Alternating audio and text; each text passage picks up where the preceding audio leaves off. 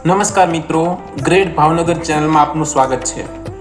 પવિત્ર શ્રાવણ માસ ચાલતો હોય આજના વિડીયોમાં આપણે વાત કરીશું ગોપનાથ મહાદેવ મંદિર વિશે।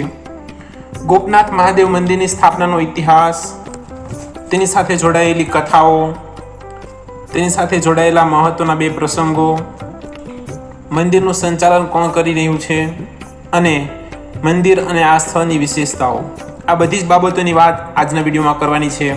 તો ગોપનાથ મહાદેવ મંદિર વિશેની આ બધી માહિતી મેળવવા અંત સુધી નિહાળજો અમારો વિડીયો। ગોપનાથ મહાદેવ મંદિર ભાવનગર જિલ્લાના અસંખ્ય પ્રાચીન શિવ મંદિરોમાંનું એક એટલે ગોપનાથ મહાદેવ મંદિર। પાંડવકાલીન અને એનાથી પણ પ્રાચીન મનાતું શિવ મંદિર એટલે ગોપનાથ મહાદેવ મંદિર। ભાવનગર જિલ્લાના તળાજા તાલુકાના દરિયા કિનારે ગોપનાથ મહાદેવ મંદિર આવેલું છે। અહીં આવેલો દરિયા કિનારો ફરવા માટે આકર્ષણનું કેન્દ્ર છે। આ મંદિર સાથે 4-5 કથાઓ જોડાયેલી છે, તો આવો જાણીએ તે ઐતિહાસિક કથાઓ। પહેલી કથા પ્રમાણે સ્વયં સમુદ્રદેવ મહાદેવને વિનંતી કરતા હતા કે આપના નિત્ય દર્શન કાજે આપ અહીં બિરાજો।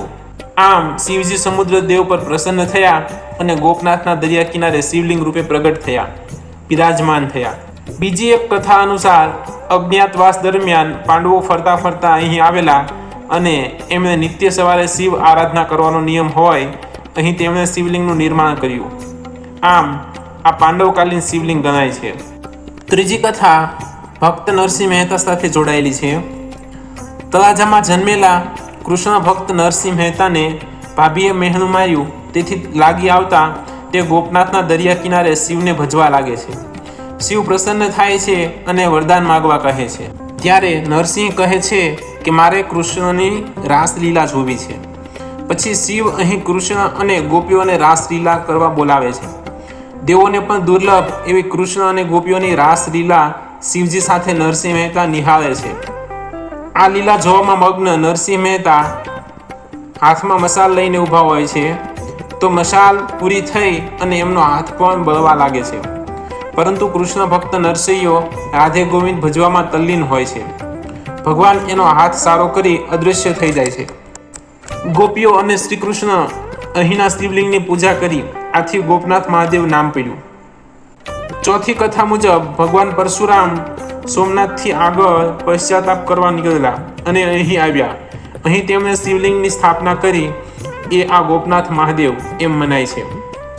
પાંચમી કથા અનુસાર શ્રી કૃષ્ણએ રૂક્ષ્મણી સાથે આ શિવલિંગની પૂજા કરી હતી અને 1000 કમળના ફૂલ ચડાવ્યા હતા।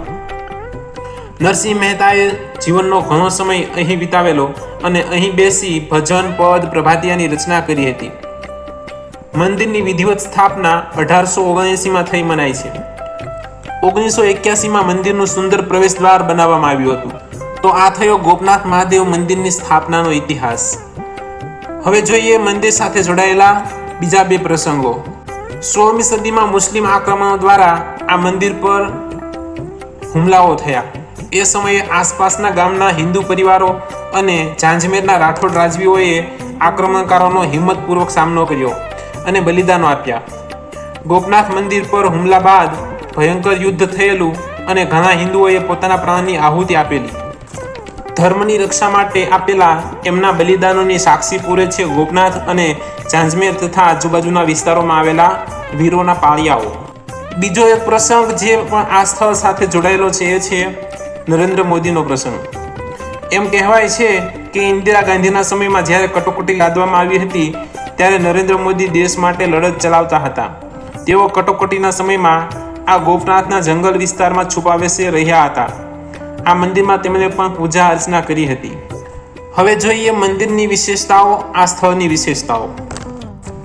ગોપનાથ મહાદેવ મંદિર પ્રાચીન છે, ભક્તિ અને આસ્થાનું કેન્દ્ર છે, એમ જ ફરવા માટેનું પણ સ્થળ છે। અહીંનો દરિયા કિનારો આજુબાજુના બીજા બધા દરિયા કિનારા કરતાં સુંદર અને સ્વચ્છ છે। દરિયા કિનારે રેતી અને કીચડનું પ્રમાણ ઓછું હોય આ બીચ ફરવા માટે બહુ જ પ્રખ્યાત છે। ગોપનાથ મહાદેવ મંદિરના પરિસરમાં પગ મૂકો એટલે અલૌકિક શાંતિનો અનુભવ થાય અને મંદિરથી આગળ દરિયા કિનારે બેસો તો સાગરના ઘૂઘવાટા સંભળાય। આ મંદિરનું સંચાલન તળાજા ડેપ્યુટી કલેક્ટર, મામલતદાર અને મોટા ગોપનાથ બ્રહ્મચારી ટ્રસ્ટ દ્વારા કરવામાં આવે છે. 1567 થી ભોજન અને પ્રસાદની શરૂઆત પણ અહીંયા થઈ ગઈ છે. ટ્રસ્ટના સંત પૂજ્ય સીતારામ બાપુ છે અને ટ્રસ્ટના પ્રમુખ જાંજમેર રાજ્યના વંશજ ઘનશ્યામસિંહ રાઠોડ છે. ઘણા પરિવાર અહીં બાળકોની કર વિધિ કરવા આવે છે. અહીં પિતૃ શ્રાદ્ધ વિધિ, તર્પણ વિધિ કરવાનું પણ અનેરું મહત્વ છે. 1458માં જાંજમેરના રાજવી લખધીરસિંહ વાજા રાઠોડે ગોપનાથ મહાદેવ મંદિરના નિભાવ માટે 1300 વીઘા જમીનનું પોતાના રાજમાંથી દાન આપેલું અને તેનો શિલાલેખ પણ મળી આવેલ છે. આજે વાજા રાઠોડ રાજવીની પ્રતિમા અહીં મૂકવામાં આવી છે. ગોપનાથના ભાવનગર રાજ્ય દ્વારા ઐતિહાસિક દીવાદાંડી બનાવવામાં આવી હતી. સફેદ રંગની આ દીવાદાંડી 12 મીટર ઊંચી હતી, પણ આ દીવાદાંડી જર્જરિત થતા 1975 પછી બીજી લાલ રંગની દીવાદાંડી બનાવવામાં આવી, જે 30 મીટરના ટાવર પર છે. લાલટેન મૂકવામાં આવી, જેની ઊંચાઈ ટાવર સાથે ગણીએ તો 44 મીટર થાય છે. આમ 44 મીટરની ઊંચાઈએ દર 20 સેકન્ડે પ્રકાશનો ઝબકારો કરતી લાલટેન મુકાયેલી છે, જે સમુદ્રમાં ખેડાણ કરતા વહાણવટુઓ, માછીમારો, ખલાસીઓ માટે દિશા સૂચનનું કામ કરે છે. આ દીવાદાંડીની લાઇટ 7 થી 8 કિલોમીટર સુધી પ્રકાશ ફેંકે છે અને દરિયામાં ભૂલા પડેલા ખલાસીઓને માર્ગદર્શન આપે છે. અહીં ભાવનગરના રાજવીઓએ બનાવેલો ગોપનાથ બંગલો પણ આવેલો છે, જે હાલમાં વિજય વિલાસ પેલેસ તરીકે ઓળખાય છે. ગોપનાથ મહાદેવ મંદિર પ્રાચીન ઇતિહાસ સિવાય સ્થાપત્ય કલાનો પણ ઉત્તમ નમૂનો છે. મંદિરની રચના પ્રાચીન ભારતીય સ્થાપત્ય કલા અને વાસ્તુશિલ્પનો ઉત્તમ નમૂનો છે. મંદિરમાં ગોપી કૃષ્ણની રાસલીલાનું ચિત્રાંકન કરવામાં આવ્યું છે. મંદિરની કલાકૃતિ, સૌંદર્ય, ઘૂઘવતો દરિયો પર્યટકોનું મન મોહી લે છે. અહીંના દરિયા કિનારે શંખ, છીપલા અને સમુદ્રના દરિયાના મોજા જોવું એ એક લ્હાવો છે. તો આવો આપણે પણ સૌ ગોપનાથ મહાદેવના ચરણમાં નતમસ્તક થઈએ. જય મહાદેવ, જય ગોપનાથ મહાદેવ.